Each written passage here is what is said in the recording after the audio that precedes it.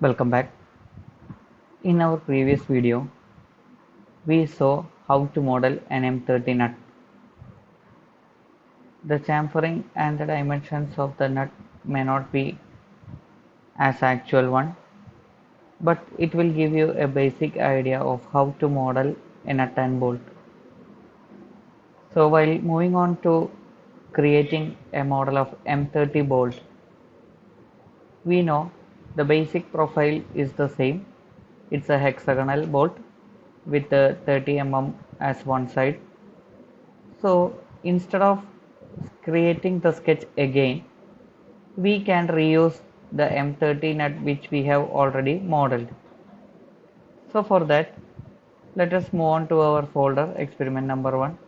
We have created our M30 nut inside this folder. We created it outside and later we moved on or saved into this folder.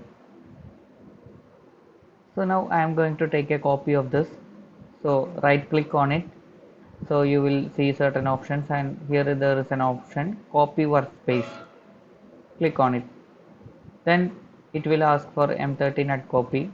So you can rename it and make it M30 bolt. So we are going to use the same model and do certain modifications and convert it to a bolt.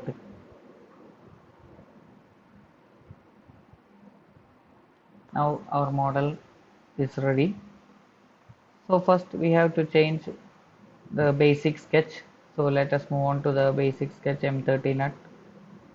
So click edit. For better visibility, you can click on the top view.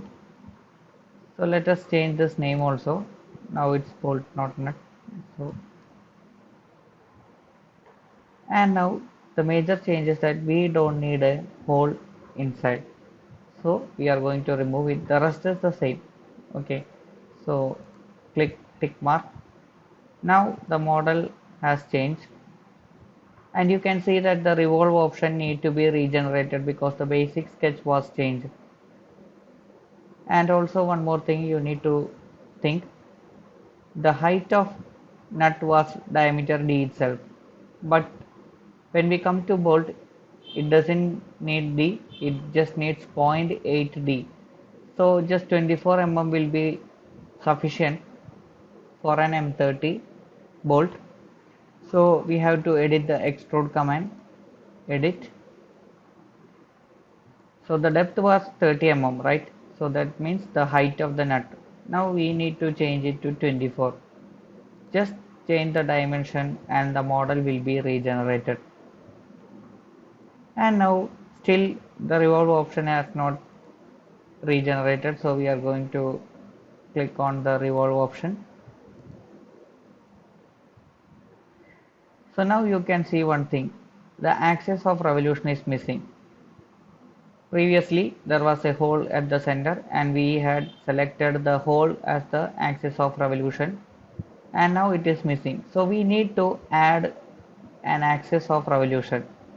So just cancel it for time being, and now we are again going to our sketch which we used to create the chamfering.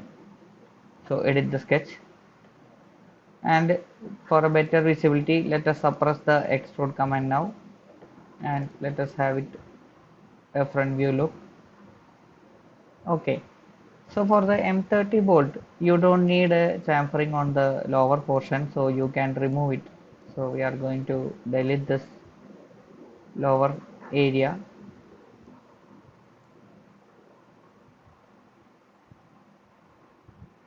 and we only need this upper portion, and even in that we don't have a hole inside, right? So we don't need this one, so this can be removed.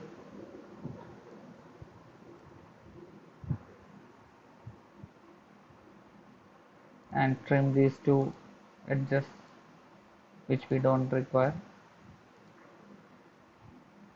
Okay,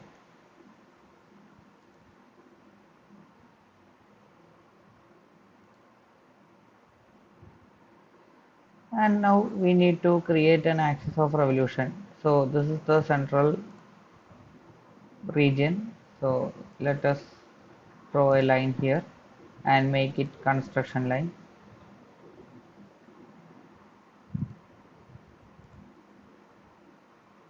and you can tick OK and move out of the sketch. Now let us unsuppress the extrude command and edit the revolve command. Now the face of extrude we can change. The other things we don't require these two. We have removed two, only two are required. And then instead of this one, we need to give this axis of revolution.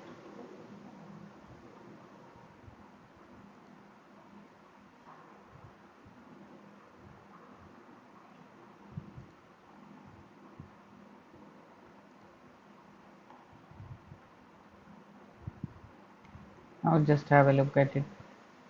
We have an approximate model of our bolt head, and now we need to create the shaft of the bolt. So let us move on to the bottom face. Create a new sketch on this face. So till now we had created the sketch on the planes. Now we are going to create a sketch on an extruded face. So go for the circle. We need a 30 circle.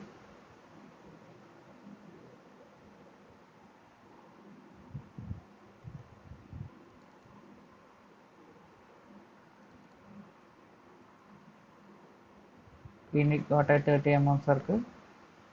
Now we can extrude this. So you can either extrude it like this, the depth will change. So let us take usually the length of the bolt shaft will be around 4 to 5D. So let us take it 120.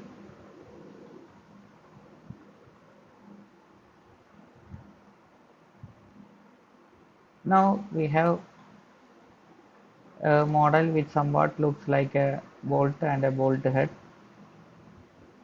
There's a little bit of chamfer on the bottom edge, so let us go for chamfer command. So here it is fillet and chamfering. So fillet creates a round shape and chamfer creates a cutting. So let us go for the chamfer. Click on the edge. So there are different options for providing chamfering. You can give the two distances from the two edges in two directions, or you can give a distance and an angle. Let us give a distance and angle. So if you remember, it's actually around 0.1D. So how much it will come? It will come only around 3 and the chamfer angle is 45 degree. So you can give it. See, now we have got a nice one.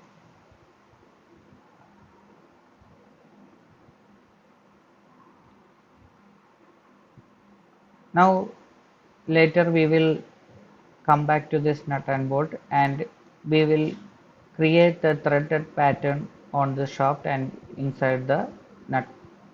So for time being we are saving this file, and if you close the document now, you can see that a new document has been created, M30 Bolt. So just think what we did. We just created a copy of the already drawn object or already developed model and made minor changes in it, and then we arrived at our final new product. So in this way, when similar features are there, instead of redrawing everything and remodeling everything, you can use an existing file, modify it, take a copy of it, modify it and do it. So by this, for time being, we'll stop it here now. And in our next class, we will be coming with a new topic, and later we will come back to this nut and bolt and create a threaded pattern on it. Because now visually somewhat it looks like a bolt, but it misses the thread. So threaded pattern is required to be added on this, and we will be doing it later.